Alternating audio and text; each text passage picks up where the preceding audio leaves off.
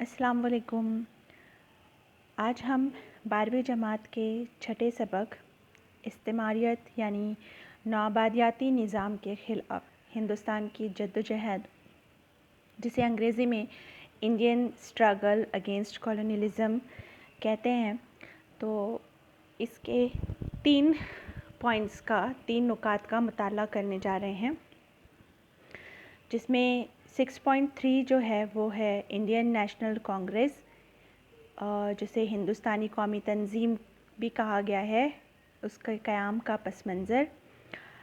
6.4 Indian National Congress, हिंदुस्तानी कौमी तंजीम का क़याम।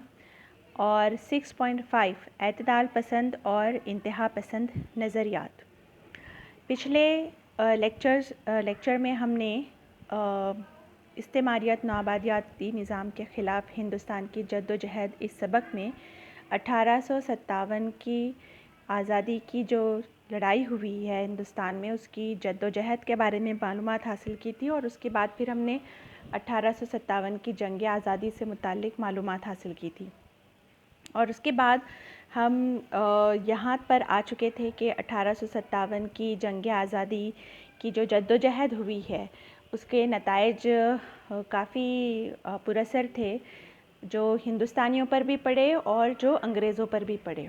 अंग्रेज़ों पर इस तरह से पड़े कि अंग्रेज़ों को ये बात समझ आ गई कि अगर वो हिंदुस्तान पर तवील अरसे के लिए हुकूमत करना चाहते हैं तो उन्हें हिंदुस्तानियों को मुत्तहिद नहीं होने देना है, इनमें इत्तेहाद नहीं कायम रहे। इसीलिए उन्होंने फूट डालो और हुकूमत करो की पॉलिसी अपनाई। और दूसरी जानिब हिंदुस्तानियों पर इसके असरात ये हुए कि हिंदुस्तानियों को ये बात समझ आ गई 1857 की जंग आज़ादी के बाद कि अगर ये मुत्तहिद होंगे तभी ये अंग्रेज़ों को हिंदुस्तान से निकाल बाहर कर सकते हैं। तो इसलिए एक नए जज्बे का, एक नए नज़रिए का उरूज हुआ, जिसे हम आमतौर पर कौम परस्ती कहते हैं। तो ये कौम परस्ती क्या है? 19वीं सदी में हिंदुस्तान में कौम परस्ती का उरूज हुआ। कौम परस्ती यानी अपने मुल्क से मोहब्बत व जज्बात के हम हिंदुस्तानी एक हैं और हमें अपने मुल्क पर फ़ख्र है। दानिश्वरों की सोच और फ़िक्र ने बरतानवी हिंदुस्तान में कौमियत पसंदी को बढ़ावा दिया। मगरबी तालीम ने हमें आज़ादी, मसावात, भाईचारगी, जमहूरियत और इंसाफ के नज़रियात सिखाए। इन्हीं नज़रियात ने हमें अपनी आज़ादी की तहरीक चलाने की तहरीक अता की और अंग्रेज़ी दौरे हुकूमत में कौमियत पसंदी के जज्बात अता किए। उसके बाद कदीम ज़माने से ही हिंदुस्तान में मुख्तलिफ़ सल्तनतें हुकूमत करती चली आई हैं, और जो आखिरी हुकूमत थी वो अंग्रेज़ों की थी। अंग्रेज़ों के हाथों हिंदुस्तान का माशी इस्तेहसाल हुआ। ये इस्तेहसाल अंग्रेज़ी हुकूमत के क़याम के बाद से शुरू हुआ। अंग्रेज़ों ने हिंदुस्तानी बाज़ारों पर कब्ज़ा कर लिया। उसके बाद जो फ़नकार थे, दस्तकार थे, घरेलू सनतें करने वाले और बलूतदार निज़ाम जो था, उसका ख़ात्मा हो गया और हुनरमंद मज़दूर बेकार हो गए। ये इस्तेहसाल कंपनी यानी कि ब्रिटिश ईस्ट इंडिया कंपनी के ख़ात्मे के बाद भी जारी था। हिंदुस्तान में कहत साली, दीगर कुदरती आफ़तें आई थीं, मगर इस दौरान भी अंग्रेज़ ताकत हुकूमत में थी, तो ये अपनी ताकत का इस्तेमाल करके हिंदुस्तानियों से लगान वसूल करते थे और उन्होंने लगान जमा करने में साहूकारों की मदद ली। इस तरह किसानों की बगावतें हुई। वबाई बीमारियों ने भी हिंदुस्तान में तबाही मचाई, मगर इस दौरान भी अंग्रेज़ों ने इंसानियत का मुज़ाहरा नहीं किया। तो गर्ज़ ये कि कौम परस्ती का उरूज अंग्रेज़ों की वजह से ही हुआ है। अंग्रेज़ों ने हिंदुस्तान भर में मगरबी तालीम, तहज़ीब, अदब, फ़नून, मगरबी इंतज़ामिया, क़वानीन और तर्ज़ ज़िंदगी को राइज किया। उसी ने ज़हनी इनकलाब की बुनियाद डाली। मगरबी तालीम याफ्ता हिंदुस्तानियों ने समाजी और सियासी इस्लाहात की कोशिशें की, जिनमें से लोक हितवादी बाल शास्त्री जाम्बेकर, दादोबा पांडुरंग तिरखातकर, महात्मा ज्योतिबा फुले वगैरह ने समाजी इस्लाहात पर जोर दिया और इन हालात ने वतन परस्ती को बढ़ावा दिया।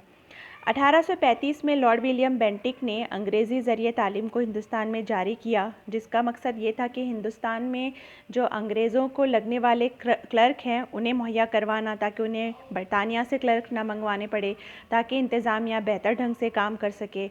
हालांकि इसमें अंग्रेज़ों का अपना मफाद था, मगर लोगों ने यानी हिंदुस्तानियों ने उनके तालीमी निज़ाम से अंग्रेज़ों के तालीमी निज़ाम से फ़ायदा उठाया और अंग्रेज़ों की ज़बान अंग्रेज़ी को राब्ते की ज़बान बना लिया और इस ज़बान के जदीद साइंसी नज़रियात को फ़रोग़ दिया।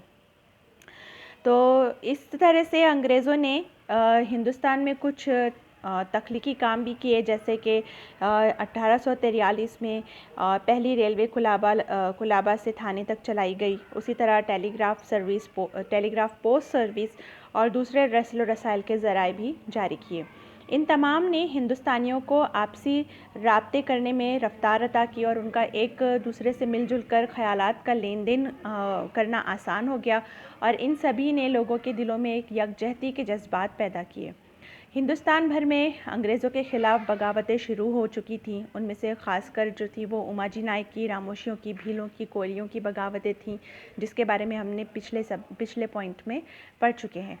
हालांकि ये जो बगावतें थीं वो नाकाम हुई थी, मगर इन बगावतों ने हिंदुस्तानियों के दिलों में कौमियत पसंदी के जज्बात पैदा किए। अंग्रेज़ी हुकूमत का एक अहम असर ये भी हुआ कि हिंदुस्तानी समाज में मुतवस्सित तबका पैदा हो गया। इस तालीम याफ्ता तबके ने कौमी तहरीकों को आगे बढ़ाया। इस तबके में वकील, डॉक्टर, अदीब, जर्नलिस्ट और मुफक्किरीन शामिल थे। इन्होंने वतन परस्ती के नज़रियात को आम किया। अंग्रेज़ी दौरे हुकूमत में बहुत सारे प्रिंटिंग प्रेस का क़याम भी अमल में आया और इसी दौरान बहुत सारे अखबारात भी जारी किए गए। मुफक्किरों और अदीबों ने कौमी नज़रियात को अपने सामने रखा। उन्होंने अंग्रेज़ों की नाइंसाफ़ियों को भी दुनिया के सामने लाया। उनकी माशी इस्तेहसाल की पॉलिसी और अदम मसावात का तरीक़ा दुनिया के सामने ज़ाहिर किया। इस तरह के नज़रियात और राय हमवार करने में विष्णु शास्त्री चिपलुंकर, गोपाल कृष्ण गोखले, दादा भाई नौरोजी, जस्टिस रानाडे, महात्मा ज्योतिबा फुले, लोकमान्य तिलक वगैरह शामिल थे। बाल शास्त्री जाम्बेकर के ज़रिए दर्पण और तिलक के ज़रिए केसरी और मराठा जैसे अखबारात की खिदमात काबिल ज़िक्र हैं। इन वजूहात ने कौमियत पसंदी को फ़रोग़ दिया, जिसके नतीजे में कुछ सियासी तंजीमें वजूद में आईं। ये सियासी तंजीमें कौन सी थीं, इनकी शुरुआत कहाँ हुई, इनके क्या मकासद थे, इसके बारे में हम मालूमात हासिल करेंगे जो हमारे 6.3 पॉइंट में हैं। तो सबसे पहले हम देखते हैं कि इंडियन नेशनल कांग्रेस जो है उसकी क़याम का पस मंज़र क्या था।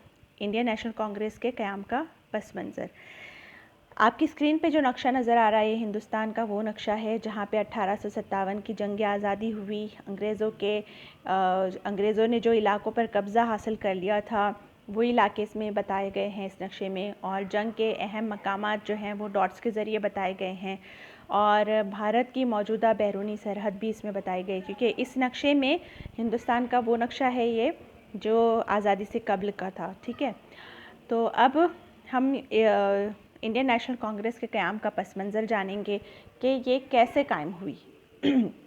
उसकी वजूहात तो हम अभी आपको काफ़ी सारी एक्सप्लेन कर चुके हैं। बस अब हम देखते हैं कि इंडियन नेशनल कांग्रेस का क़याम कैसे हुआ।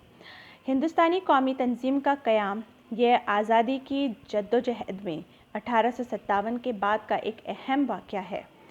आम मंजूरी वाली ये हिंदुस्तान की पहली तंजीम थी। हिंदुस्तानियों ने 1857 की बगावत के बाद इस बात की अहमियत को समझ लिया कि अगर उन्हें अंग्रेज़ों का मुकाबला करना है, तो चूँकि वो अंग्रेज़ों के मुकाबले में कमज़ोर हैं, तो उनके पास जो सबसे बड़ी ताकत है वो ये कि वो यकजहती कायम करें, और दूसरा ये कि उन्हें एक ऐसा प्लेटफॉर्म मिले, सियासी प्लेटफॉर्म मिले, जहाँ पर वो बरतानवी हुकूमत के सामने अपने मतालबात को पेश कर सके, क्योंकि उन्हें इस बात पर यकीन था कि बरतानवी हुकूमत जो है वो आज़ादी, उखुवत, भाईचारगी, मसावत और इंसाफ पर यकीन रखती है। तो इसलिए उन्होंने सोचा कि क्यों ना हम एक ऐसा सियासी प्लेटफॉर्म तैयार करें जहाँ पर हिंदुस्तानी जो हैं वो बरतानवी हुकूमत के सामने अपने मतालबात और अपने मसाइल को पेश कर सकें। तो इस सिलसिले में 1837 में द्वारका नाथ टैगोर ने एक एसोसिएशन कायम की, एक सियासी तंजीम कायम की जिसका नाम था लैंड होल्डर्स एसोसिएशन, यानी कि ज़मीनों के से मुताल्लिक ये तंजीम कायम की गई जो ज़मींदारों के हकूक़ का तहफ़्फ़ुज़ का काम करती थी, और ये द्वारकानाथ टैगोर ने कायम की थी। 1839 में राजा राम मोहन रॉय के साथ मिलकर विलियम एडम ने लंदन में, ये इंग्लिस्तान का कैपिटल है, सदर मकाम है लंदन, यहाँ पर 1839 में ब्रिटिश इंडिया सोसाइटी कायम की गई थी। इंग्लिस्तान में इसे कायम करने का मकसद क्या था राजा राम मोहन रॉय का? इंग्लिस्तान में रहने वाले हिंदुस्तानियों के हकूक़ के तहफ़्फ़ुज़ के लिए इस तंजीम की बुनियाद वहाँ रखी गई थी। द्वारकानाथ टैगोर के साथ जॉर्ज थॉमसन ने बंगाल ब्रिटिश इंडिया सोसाइटी 1851 में कायम की थी। 1851 में लैंड होल्डर्स एसोसिएशन और बंगाल ब्रिटिश इंडिया सोसाइटी, ये दोनों तंजीमें मुत्तहिद हो गई और एक नई तंजीम कायम हो गई जिसका नाम था ब्रिटिश इंडियन एसोसिएशन। इस तंजीम के हरीश चंद्र मुखर्जी की पेशकदमी से हिंदुस्तानी आवाम की शिकायतें ब्रिटिश पार्लियामेंट तक पहुंचाई जाती थी। ये तंजीम का काम ये था कि हिंदुस्तानी आवाम के मसाइल और शिकायतों को ब्रिटिश पार्लियामेंट तक पहुंचाया जाए। इसी दौरान मद्रास नेटिव एसोसिएशन, ये भी अंग्रेज़ों के ख़िलाफ़ आवाज़ बुलंद करने के लिए कायम की गई थी। 1866 में दादा भाई नौरोजी ने वोमेश चंद्र बैनर्जी के मदद से ईस्ट इंडिया एसोसिएशन कायम की थी। ये एसोसिएशन भी लंदन में कायम की गई थी ताकि लंदन में बेदारी की कोशिश की जाए, हिंदुस्तानियों के लिए लंदन में बेदारियों की कोशिश की जाए। बंगाल में इंडिया लीग तंजीम का काम 1875 में शुरू हुआ। आगे सुरेंद्रनाथ बैनर्जी ने इंडियन एसोसिएशन तंजीम का क़याम रखा। इंडियन एसोसिएशन सुरेंद्रनाथ बैनर्जी ने बनाई। जो सुरेंद्रनाथ बैनर्जी है, इन्होंने मसावी सियासी हकूक़ और ख्वाहिशात की बेदारी के ज़रिए हिंदुस्तान के मुख्तलिफ़ नस्लें, जमातें और ज़ातों के दरमियान इत्तेहाद पैदा करने की कोशिश करे, इसलिए ये तंजीम कायम की। इसी तंजीम ने 1883 में कोलकाता में हिंदुस्तान के मुख्तलिफ़ इलाक़ों के नुमाइंदों की परिषद मुनक़्क़द की। यहाँ पर परिषद या सभा कायम की गई कोलकाता में। उसके बाद 1884 में क़याम की गई मद्रास महाजन सभा, ये एक अहम तंजीम थी। इस दौरान बॉम्बे में अंग्रेज़ी उलूम और नई बेदारी की हवा बहने लगी। जनवरी 1885 में जस्टिस काशीनाथ, त्र्यंबक तेलंग और फ़िरोज़ शाह मेहता ने बॉम्बे प्रेसिडेंसी एसोसिएशन, इस तंजीम की बुनियाद रखी। तो इस तरह से ये मुख्तलिफ़ सियासी तंजीमें कायम करने का काम किया गया ताकि हिंदुस्तानी आवाम के मुतालबात और उनके मसाइल को बरतानवी हुकूमत के सामने पेश किया जा सके। उसके बाद जो अगला पॉइंट हमें पढ़ना है वो है हिंदुस्तानी कौमी तंजीम का क़याम, या जिसे हम कहेंगे इंडियन नेशनल कांग्रेस की बुनियाद। तो ये इंडियन नेशनल कांग्रेस कैसे कायम हुई और इसके कितने अदवार गुजरे उसके बारे में देखेंगे। इंडियन नेशनल कांग्रेस की बुनियाद 1885 में हुई और उसकी कोशिशों से 15 अगस्त 1947 को हिंदुस्तान को आज़ादी नसीब हुई। ये पूरा दौर जो था वो 3 हिस्सों में तकसीम किया जाता है। इंडियन नेशनल कांग्रेस का 1885 से 1905 का दौर, जिसे एतदाल पसंद दौर कहा जाता है, 1905 से 1920 का दौर, जिसे इंतहा पसंद दौर कहा जाता है, तिलक दौर कहा जाता है, और 1920 से लेकर 1947 का दौर, जिसे गांधी दौर कहा जाता है। तो अब हम देखेंगे कि ये इंडियन नेशनल कांग्रेस का क़याम कैसे हुआ। 28 दिसंबर 1885 को बम्बई के गोकुलदास तजपाल संस्कृत विद्यालय के हॉल में इंडियन नेशनल कांग्रेस का पहला इजलास हुआ। ये वो जगह है जो आज भी बॉम्बे में मौजूद है। यहाँ पर हिंदुस्तान के नक्शे में आप मुंबई देख सकते हैं। यहाँ पर ये इंडियन नेशनल कांग्रेस की पहली मीटिंग कॉल की गई, पहला इजलास हुआ 1885 में, 28 दिसंबर 1885 में गोकुलदास तेजपाल संस्कृत विद्यालय के हॉल में। इस इजलास में हिंदुस्तान भर से 72 नुमाइंदों ने शिरकत की। व्योमेश चंद्र बैनर्जी, जिनकी तस्वीर आप स्क्रीन पर देख रहे हैं, इस कौमी तंजीम के पहले इजलास के सदर थे। आपको खाली जगह या जोड़ियों में इस किस्म के क्वेश्चंस पूछे जाएंगे। फिरोज शाह मेहता, दादा भाई नौरोजी, काशीनाथ त्र्यंबक तेलंग, गोपाल कृष्ण गोखले वगैरह इस इजलास में शामिल थे। हिंदुस्तानी कौमी तंजीम के क़याम में एलन ऑक्टेवियन ह्यूम ये एक अंग्रेज़ अफसर थे जिन्होंने इस तंजीम के क़याम के लिए बढ़ चढ़कर हिस्सा लिया, और इस तंजीम के क़याम के दौरान कुल 9 बिल पास किए गए। अंग्रेज़ों के कामकाज की वो 9 बिल क्या थे? सबसे पहला, अंग्रेज़ों के कामकाज की इंक्वायरी करने के लिए एक कमेटी तश्कील दी जाएगी। दूसरा, मरकज़ी और सूबाई दस्तूर साज असम्बली में बड़े पैमाने पर नुमाइंदे मुंतखब होंगे। तीसरा, इंतज़ामी खिदमात में हिंदुस्तानी लोगों को बढ़ावा दिया जाएगा। चौथा, चार्टर मुलाजमों के इम्तहानात हिंदुस्तान में लिए जाएंगे। पाँचवा, फ़ौजी अखराजात में इजाफ़ा ना किया जाए। छठा, आला तालीम पर ज़्यादा ख़र्च किया जाए। और सातवां, तकनीकी तालीम मुहैया की जाए। तो इस तरह से कुल 9 बिल पास किए गए जब ये इंडियन नेशनल कांग्रेस की पहली मीटिंग हुई, पहला इजलास हुआ, जो व्योमेश चंद्र बैनर्जी ने अपनी सदारत में किया था। और इस तंजीम के क़याम के लिए एलन ऑक्टेवियन ह्यूम ने बहुत मदद की थी। अब क्या आप जानते हैं दफ़ा 124A और महाराष्ट्र के बारे में? 25 नवंबर 1870 को जेम्स फीट्स ने दफ़ा 124A को ताज़ीरात हिंद में शामिल किया। इस दफ़ा के तहत हिंदुस्तानी हुकूमत के मुताल्लिक लफ्ज़ों, तहरीरों, नशानात या दीगर चीज़ों को बदनाम करने की कोशिश करने वालों पर जुर्माना, जेल या फांसी दी जाएगी। यह ऐलान किया गया। उस वक्त उस कानून के तहत सज़ा पाने वाला पहला हफ्त रोज़ा अखबार बंगवासी है। हमारे मजहबी रस्म रिवाजों में अंग्रेज़ मदाखलत कर रहे हैं, ये इल्ज़ाम बंगाल के हफ्त रोज़ा बंगवासी ने लिखा। इसलिए बंगवासी हफ्त रोज़ा पर हिंदुस्तान में सबसे पहले बगावत का इल्ज़ाम आयद किया गया। 15 जून 1897 को पूना जारी होने वाले केसरी अखबार में शिवाजी जय उद्गार ये नज़म शाये हुई। इस नज़म से मुताल्लिक लोकमान्य तिलक ने मज़ामीन तहरीर किए, जिसमें राज्य करने मंजे सुडागोने नाही, राज विदुद कशाला म्हणतात, ये मज़ामीन शामिल थे।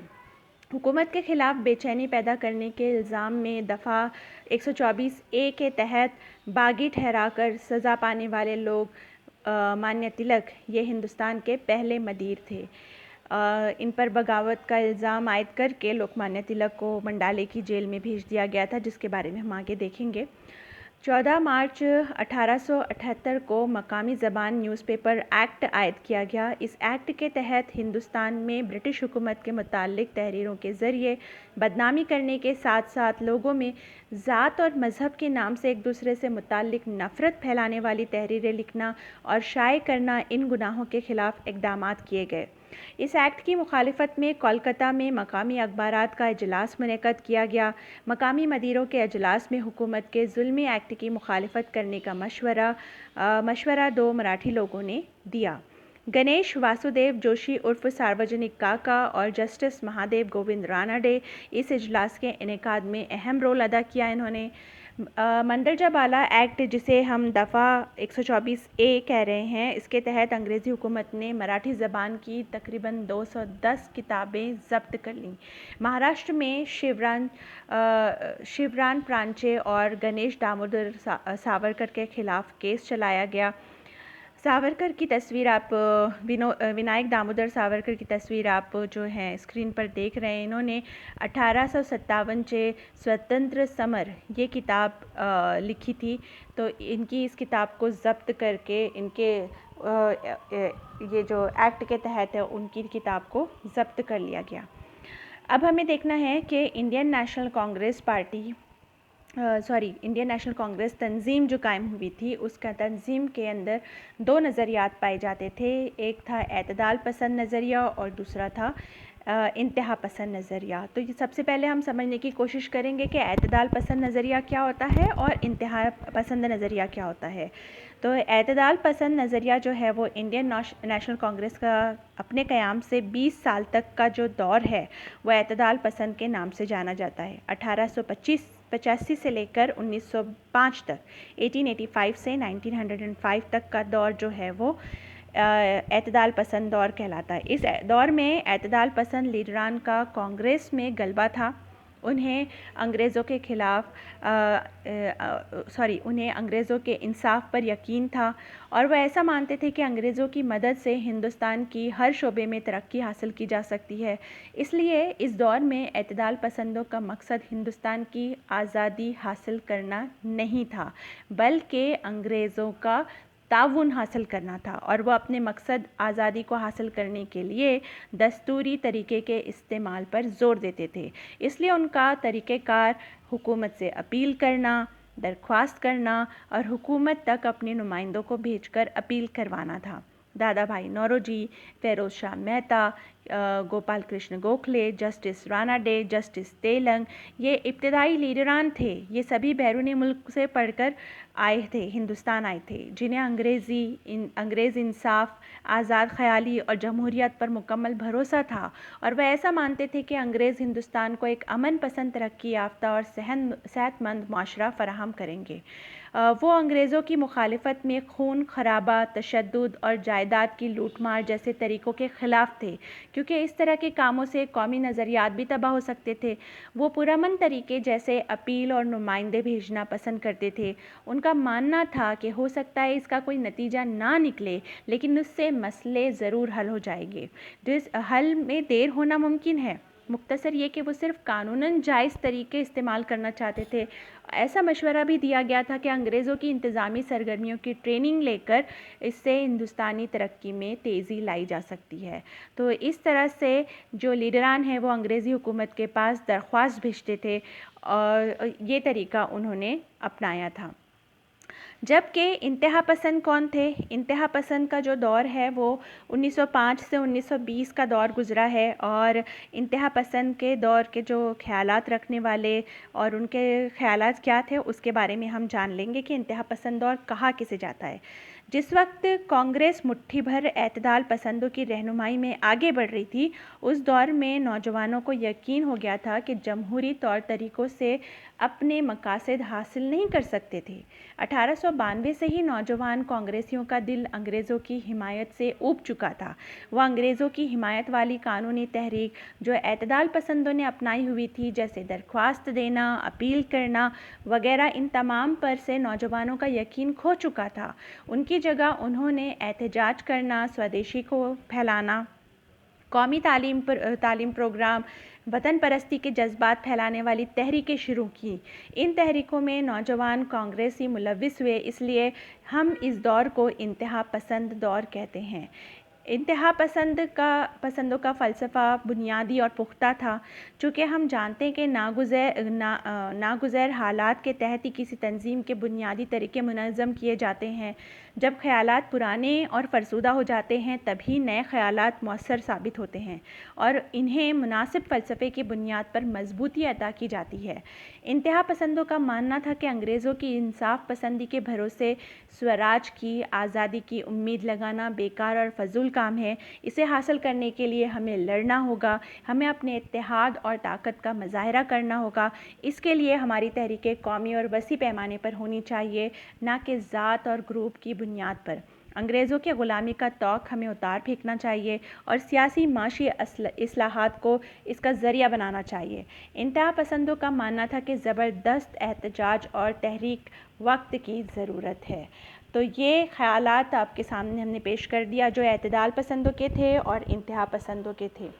इस दौरान ख़ुसूसन महाराष्ट्र पहले सियासी इस्लाह या मौशरती इस्लाह पर यहाँ बहस हुई। आज़ादी मिली तो माशरे में ख़ुद ब खुद इस्लाह होगी, ऐसा मानना था। इंतहा पसंद जमात का नज़रिया था कि जबकि माशरे में इस्लाह हुए बग़ैर आज़ादी नामुमकिन है, ये नज़रिया एतदाल पसंद जमात का था। इंतहा पसंद क्या कहते थे कि पहले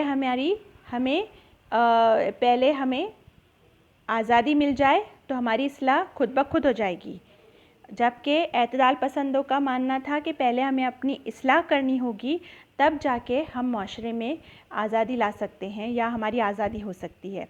ये नज़रिया एतदाल पसंद जमात ने पेश किया। माशरती इस्लाह के लिए ब्रिटिश हुकूमत की मदद लेने में कोई हर्ज नहीं है, ऐसा एतदाल पसंद जमात महसूस करती थी।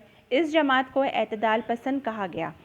गोपाल गणेश आगरकर समाजी मुस्लिहीन में सबसे आगे थे। उनके मुताबिक पहले हम में इस्लाह होनी चाहिए, फिर अपने घर में इस्लाह होनी चाहिए। इंतहा पसंद जमात के लीडर लोकमान्य तिलक थे और इनका कहना था कि मेरा घर मेरा अपना घर ही नहीं है, पहले इस पर कब्ज़ा करो, फिर हम जिसे जैसे चाहें वैसे इस्लाह करें। इनका ये मानना था। फ़िरोज़ शाह मेहता, गोपाल कृष्ण गोखले ये एतदाल पसंद जमात के लीडर थे। हुकूमत के सामने अपनी मांगों को सही तौर पर पेश करेंगे तो हुकूमत हमें मायूस नहीं करेगी, ऐसा एतदाल पसंद जमात को महसूस होता था। लेकिन लोकमान्य तिलक के मुताबिक अरीज़ों, गुजारिशों और तकरीरों से अंग्रेज़ी हुकूमत को कोई फ़र्क नहीं पड़ता है। कौमी तंजीम में इख्तलाफात 1907 के सूरत इजलास में बहुत ज़्यादा शदीद हो गए। स्वदेशी बायकाट इस बिल को रद्द करने की कोशिश एतदाल पसंद जमात ने की, लेकिन कामयाब ना हुए। इसके लिए इंतहा पसंद जमात कोशिश कर रही थी कि स्वदेशी और बायकाट बिल को मंजूर किया जाए। इसलिए इजलास के वक्त तनाव बढ़ गया। जब कोई समझौता मुमकिन ना हुआ तो ये कौमी तंजीम इंडियन नेशनल कांग्रेस जो थी वो 2 हिस्सों में तकसीम हो गई। कांग्रेस के बढ़ते हुए कदमों को रोकने के लिए British governor general Lord Curzon ने 1905 में बंगाल के सूबे को 2 हिस्सों में तकसीम कर दिया, मशरक़ी बंगाल और मगरबी बंगाल। और बंगाल की तकसीम के बाद हुकूमत ने इंतहा पसंद जमात लीडरान पर सख्त कार्रवाई की। लोकमान्य तिलक पर गद्दारी का इल्ज़ाम लगाकर 6 साल के लिए उन्हें मंडाले की जेल में रवाना कर दिया गया। बिपिन चंद्र पॉल को जेल हो गई। लाला लाजपत राय को वतन तर्क कर दिया गया। लोकमान्य तिलक जो हैं वो मंडाले की जेल में 6 साल रहे और जो कि म्यांमार बर्मा में हैं, रंगून के मकाम पर। लोकमान्य तिलक 1914 में अपनी सज़ा मुकम्मल करके हिंदुस्तान वापस आए। उसके बाद एतदाल पसंद और इंतहा पसंद जमातें मुत्तहिद हो गईं। कांग्रेस के लखनऊ के इजलास में जो 1916 में मुनक़्क़द हुआ था, तो 1916 के लखनऊ इजलास में इंतहा पसंद और एतदाल पसंद जमातें मुत्तहिद होकर एक पार्टी बन गई, एक सियासी जमात बन गई, इंडियन नेशनल कांग्रेस। क्या आपको पता है 1914 में पहली आलमी जंग जब शुरू हुई तब लोकमान्य तिलक मंडाले की जेल से रिहा होकर आए।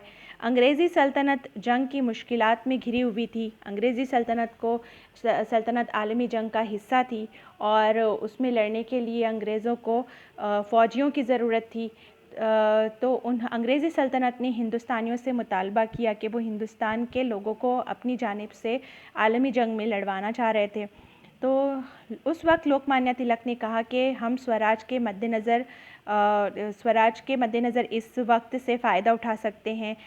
लोकमान्य तिलक ने ख़याल पेश किया कि अंग्रेज़ी हुकूमत से ये मुतालबा किया जाए कि अगर अंग्रेज़ी हुकूमत उन्हें आज़ादी देती है तो वो अंग्रेज़ी हुकूमत का मुतालबा मानेंगे। तो बम्बई के गवर्नर वेलिंगटन ने जंग में मदद हासिल करने की गर्ज से लीडरान की एक मीटिंग तलब की। उस मीटिंग में लोकमान्य तिलक ने साफ कह दिया कि अगर स्वराज देना कबूल करते हैं तो जंग में सिपाही मुहैया किए जाएंगे। गवर्नर की मुखालिफत करने के फ़ौरन बाद लोकमान्य तिलक किसी का भी लिहाज ना करते हुए वहाँ से चले गए। तिलक की इस पॉलिसी को मसाबकती ताउन के तौर पर जाना जाता है। तो इस तरह से बच्चों आज हम लोगों ने ये लेसन नंबर 6 का 6.3, 6.4 और 6.5 यहाँ पर कंप्लीट कर लिया है। उसके बाद जो इस्लाही तहरीकें शुरू हुई जो हथियारों के साथ तहरीकें शुरू हुई उसके बारे में हम नेक्स्ट पॉइंट में मुताला करेंगे। आप सब ने हमारे चैनल को सब्सक्राइब करना है ताकि आपको नेक्स्ट लेक्चर्स के अपडेट्स आते रहें, और आपने अपना जो लिखने का काम है वो हमने आपकी PDF फाइल जो है वो व्हाट्सएप ग्रुप पर शेयर कर दी हुई है, वहाँ से आप लेकर और अपना काम मुकम्मल कर लें। Thank you.